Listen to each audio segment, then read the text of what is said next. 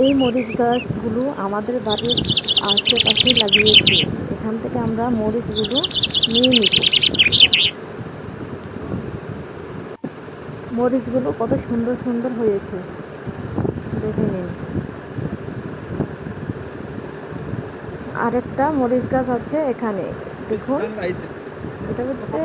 এটার মধ্যে ফুল এসেছে, কিন্তু মরিচ তেমনটা হয়নি।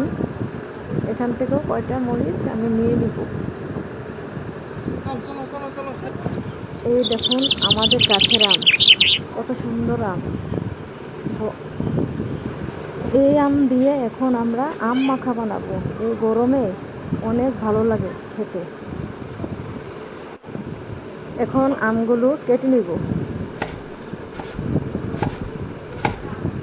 কাটাকাটি এখন শেষ।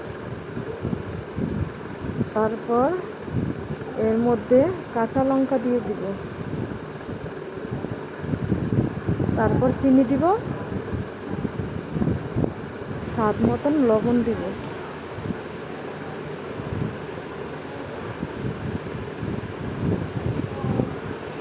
তারপর মাখবো।